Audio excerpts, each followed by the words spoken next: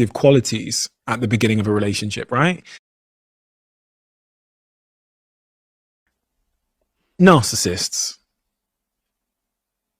they exhibit attractive qualities at the beginning of a relationship, right? Because that's characterized by being sort of self-assured. Like on the surface, it seems like confidence. Yes. You know? Yes.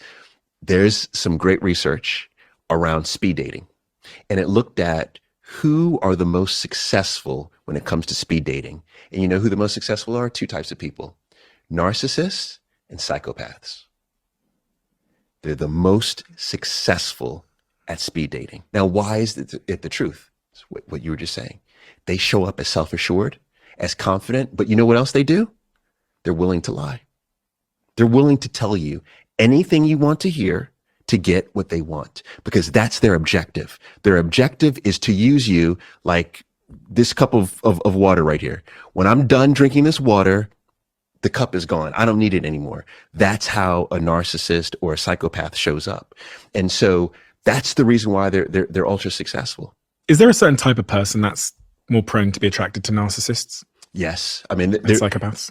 Yeah, they're definitely, there's different personality types that enable themselves to anyone in the dark tetrad. But in essence, what it is in essence, it's going to be someone who is not secure, and it's going to be someone who has low self-esteem. Because when you have low self-esteem, you're seeking that validation. You're seeking their confirmation, their affirmation of you.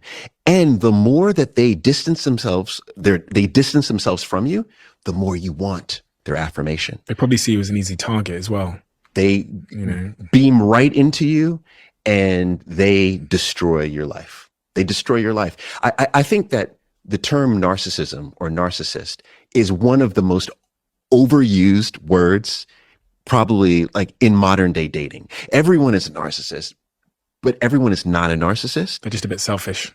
Yep. Just a bit selfish, just a bit of an asshole, you know? Arrogant. Yeah, just a little arrogant. People have narcissistic traits, but when you're talking about a clinically diagnosed narcissist, that is an extremely dangerous person. How many people are within this dark tetrad that you talk about? And the dark tetrad is narcissism, psychopathy, Machiavellism, and sadism, right? And sadism, absolutely. So those four make up the dark tetrad.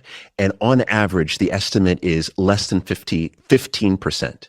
So less than 15% of the population fall within one of those categories.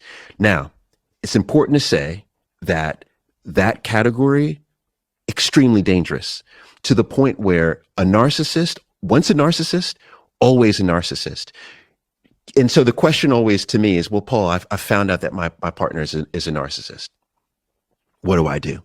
Well, I say, if you want to remain in a relationship with someone that is going to continually use you and may learn to manage their behavior, but will always see you as an object to use, then stay in the relationship. But otherwise, you have to leave.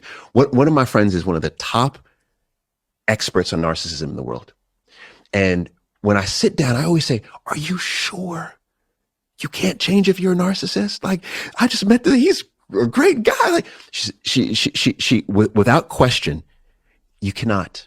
And she works with narcissists and tells me how she's able to teach them how to just manage what it is that they do. But if you are someone and your partner is, and I'm not talking about they have narcissistic traits, you know, arrogant, etc. I'm talking about they've been clinically diagnosed as a narcissist. You are in for an extremely, extremely hard life with them. How do you spot a narcissist? Oh my God. I mean, you know, so people talk about love bombing all the time, but ultimately a narcissist's objective is to use you for whatever it is, like to use you for their pleasure. They could have some Machiavellianism mixed in, because a lot of the dark tetrad, the characteristics overlap, where Machiavellianism is about strategy specifically for their pleasure. So the key is to look at their behavior and to look at their behavior over a long period of time. And this is where it gets fatiguing, but important. So the studies show that when you are in a committed relationship, committed for 2 years on average, and then you get married, the divorce rate is substantially lower, right? We found that the divorce rate is 20, 22%. Now, why is that?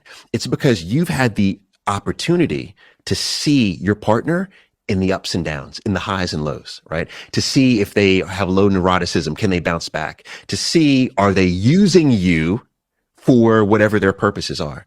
The challenge is a lot of us see the behavior and decide to stay. You know why we decide to stay? Because of that list that he makes over 100,000. He's over 6 feet. He's this, he's that. He checks these boxes that mean nothing to my happiness. Truly, it means nothing to your happiness.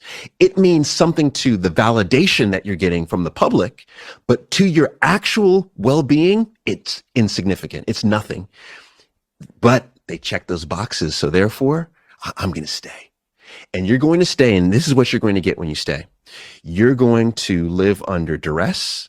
You're going to feel lonely. You're going to feel isolated. Your cortisol levels are going to go up. You're going to get inflammation. You're more susceptible to disease. You're going to die early. You are going to be miserable. Why? What is the state of dating? What is the future of